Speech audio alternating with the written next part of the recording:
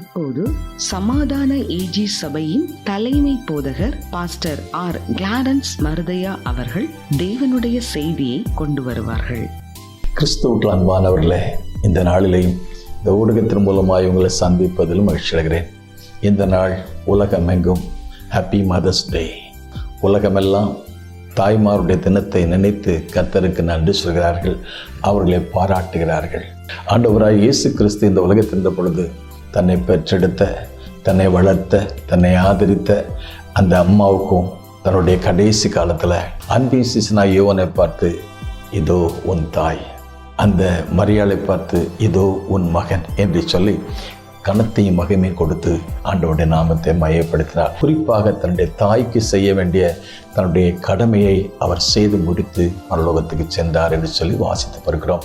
இந்த மதர்ஸ் டேயை நாம் அவர்களுடைய அன்பு, அவருடைய தியாகம், அவருடைய உழைப்பு, பிரயாசம் இவையெல்லாம் நாம் நினைத்து பார்த்து அவர்களுக்கு நன்றி சொல்லி அவர்களை பாராட்டி ஆண்டவருடைய நாமம் அவருடைய வாழ்க்கையில் மகிமைப்பட நாம் அவர்களுக்காக தொடர்ந்து ஜெபிக்க வேண்டும். இந்த ஹாப்பி மதர்ஸ் டேயில் ஆண்டவருடைய வார்த்தை என்னவென்றால், ஏசாயா தீர்க்கதரிசி புஸ்தகம் 49 அதிகாரம் 15 வசனம் வாசித்து பார்க்கும் பொழுது, ஒரு ஸ்திரீயானவள் தன் கற்பத்தின் பிள்ளைக்கு இறங்காமல் தன் பாலகனை மறப்பாளோ? அவள் மறந்தாலும் நான் உன்னை மறப்பதில்லை. இந்த ஏசாயா தீர்க்க புஸ்தகம் 49 அதிகாரம் 14 வசனம் வாசித்து பார்க்கும் பொழுது, சீயோனவென்றால் கர்த்தர் எங்களை கைவிட்டு விட்டார், கர்த்தர் எங்களை மறந்து விட்டார் என்று சொல்லி அவர்கள் தங்களுக்குள்ளே ஒரு அவநம்பிக்கை அல்லது சோர்வு அல்லது ஆண்டவர் எங்களை மறந்து விட்டாரோ, கர்த்தர் எங்களை கைவிட்டு விட்டாரோ என்று சொல்லி அவர்கள் தங்களுக்குள்ளே ஒரு புலம்பலின் சத்தத்தை அந்த ஏசாயா 49:14 வாசித்து பார்க்கிறோம். ஆகவே கர்த்தருடைய ஜனங்கள் கண்ணீரோடு சோர்ந்து போன வேளையில் அவர்களுக்கு சொன்ன ஒரு வார்த்தை என்னவென்றால், ஒரு ஸ்திரீயானவள் தன் கற்பத்தின் பிள்ளைக்கு இறங்காமல் தன் பாலகனை மறப்பாளோ?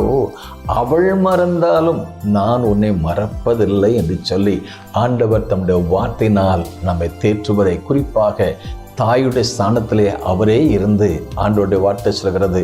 27 சங்கீதத்தில் வாசித்து பார்க்கும் பொழுது, உன் தகப்பனும் உன் தாயும் உன்னை கைவிட்டாலும் நான் உன்னை சேர்த்து கொள்ளுவேன் என்று சொன்னார்.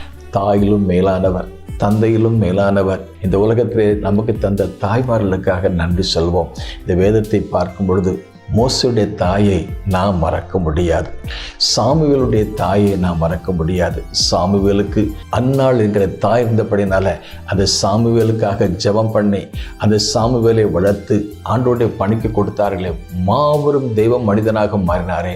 ஆகவே அந்த சாமுவேல் தீர்க்கதரிசி அவர் தீர்க்கதரிசியாக மட்டுமல்ல, ராஜாக்களை அபிஷேகம் பண்ணக்கூடிய ஒரு மாபெரும் தெய்வ மனிதனாக வருவதற்கு காரணம் அந்த சாமுவேலுடைய தாய் அன்னாள். ஆகவே சாமுவேலை பார்க்கும் பொழுது சாமுவேலுடைய தாயை நாம் நினைக்காமல் இருக்க முடியாது. அதே போல புதிய ஏற்பாட்டில் வாசித்து பார்க்கும் பொழுது ஆண்டவராய் இயேசு கிறிஸ்துவை இந்த உலகத்திற்கு கொண்டு வருவதற்கு காரணமாயிருந்த இயேசுவின் தாயாகிய மரியாளை நாம் மறக்க முடியாது.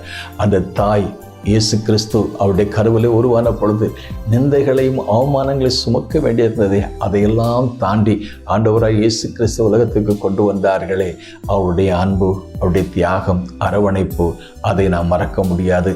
ஆகவே தாய்மார்கள் தினத்தில் அவருடைய நல்ல பண்புகளில் பிரதானமானது தாய்மாரில் காணப்படுகிறது அன்பு, அரவணைப்பு, ஆதரவு, ஆசீர்வாதங்கள், நல்ல ரோல் மாடல். இரவு பகலாக உழைத்து ஒரு குழந்தையை கருவிலே சுமந்து எடுத்து அவர்களை வளர்த்து அவர்களை ஆதரித்து அவர்களை நல்ல நிலைமைக்கு கொண்டு வருகிறார்களே, அதற்காக நான் ஆண்டவருக்கு ஸ்தோத்திரம். ஒரு நாளிலே நான் ரயிலே பிரயாணம் பண்ணின பொழுது ஒரு குடும்பம், ஒரு தாய், ஒரு தகப்பன், 2 பிள்ளைகள் இவர்கள் பிரயாணம் பண்ணி கொண்டிருந்தார்கள். அந்த பிரயாணம் பண்ணி கொண்டிருக்கும் பொழுது அது தொலைதூர பிரயாணம்.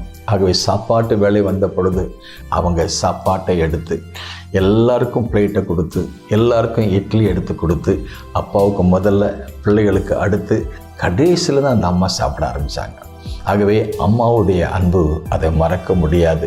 அன்பு அது அரவணைக்கிறது, அது ஆதரிக்கிறது, அது ஆசீர்வதிக்கிறது. எத்தனையோ பண்புகளை நாம் பார்க்கலாம்.